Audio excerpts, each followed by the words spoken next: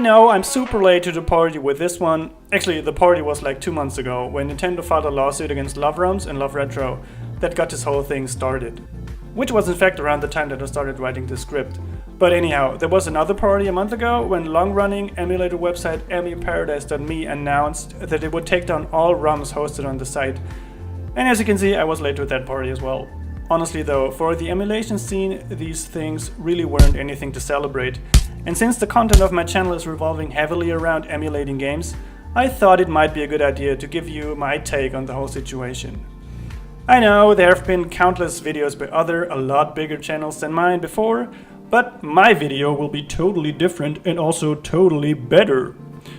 Literally every single video about this topic starts with the insightful gaming dude telling you that, as you know, imagine me making air quotes here please, Nintendo has kinda always been a whiny little bitch when it comes to emulating and use of their copyrights.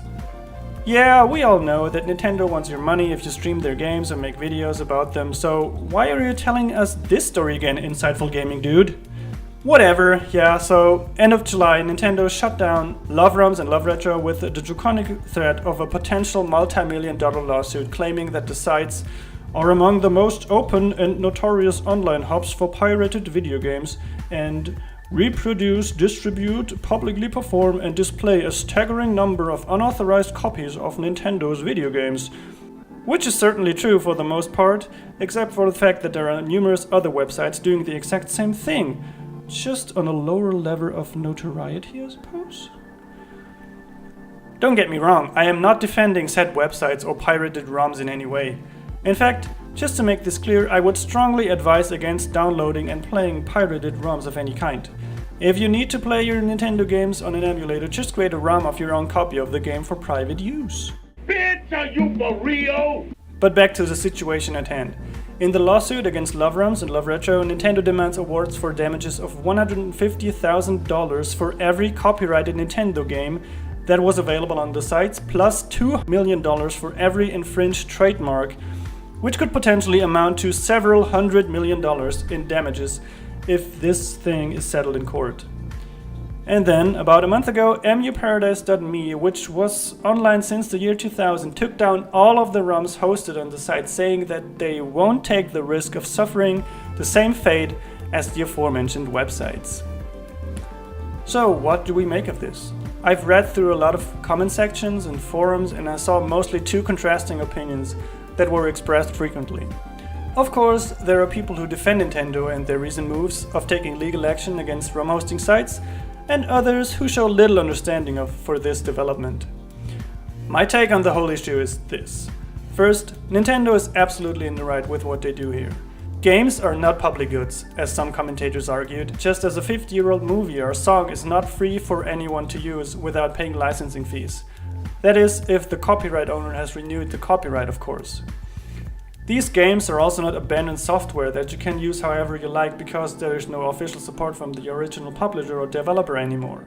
Nintendo does in fact still make use of their copyrights and licenses frequently when they re-release their old games for newer systems or retro consoles. Video games are protected under copyright laws in the same way movies and songs are, so the same legal standards should be applied for all of them. The thing with video games, however, is that licensing is often a lot more complicated than with movies, where the distribution rights usually lie with a single studio. Video games often have several rights holders, especially if they're based on some other source of work, like a book or movie, or if a third-party developer switches sites, which is why we probably will never see a rare-owned IP like Banjo-Kazooie on a Nintendo console again, since former Nintendo exclusive developer Rare was bought by Microsoft some 15 years ago. That's the one reason we won't be able to play a large number of older games the official way, for example on the Virtual Console, just because Nintendo doesn't own the rights for certain games, or for whatever reason decided not to release it again on newer systems. The other reason being plain and simple availability. Let's say you want to play your favorite Nintendo games on the go. What options do you have? You could get a Switch, but to date Nintendo didn't even manage to put the Virtual Console on the latest system. Which leads us to Nintendo's often very consumer-unfriendly business practices. Let's say you own a Nintendo 64 and Zelda Ocarina of Time. If you wanted to play Ocarina again on the Wii, you'd have to pay for it again, of course, which is fine because you're transitioning from module to digital copy. But in order to play it on the Wii U or the Switch, someday maybe, you would have to pay again for the same freaking game, since Nintendo up to this generation of consoles did not bother to connect your purchases to an account, only to your console, something that has been standard on other consoles one generation ago. Also, the prices they charge for retro games are just too high. NES games are fun and all for about half an hour, or if you're a hardcore fan, maybe 45 minutes, but in my opinion they're not worth $5. Nintendo just likes to milk the decrepit cow here until it's finally dead. What I'm trying to say is that considering their business practice of letting consumers happily pay for the same overpriced old game over and over, Nintendo really doesn't need to act all surprised to find out that people rather turn to emulation. In the entertainment sector, illegal or semi-legal offerings such as emulation and ROM hosting sites only occur when there is a lack of legal, practical, and affordable alternatives. Look at the music or movie and TV industry, for example. Before there were Spotify and Netflix, people downloaded their music and movies on sharing platforms such as Napster and BearShare. Now they happily pay the monthly cost, even though the catalogs are far from complete and you don't get the latest stuff immediately. But there is always something to listen to or watch, and it's just super convenient to use. What might Nintendo's ultimate plan be? They wouldn't try to shut down ROM hosting sites without a reason, that reason most certainly being that their copyrights are still in use or about to be used in the future. As a matter of fact, a few months ago, news popped up that Nintendo, as part of their cooperation with Nvidia developing the Switch, is planning to release select Wii titles in HD for Nvidia tablets, but only in China for the time being. Here's a clip from the guys from Digital Foundry playing the official port of Twilight Princess on an Nvidia Shield tablet. This shows that Nintendo might depart from their usual stance that their games should stay on their proprietary systems, which is a step in the right direction. Maybe we'll see older Nintendo games released on Android someday. Modern phones are more than capable of emulating even GameCube games on decent settings, as I've shown before in my other videos. But still, probably only the biggest Nintendo games will get released on other platforms. I don't think we will ever see smaller Nintendo titles or third-party games from the GameCube or Wii era on Android.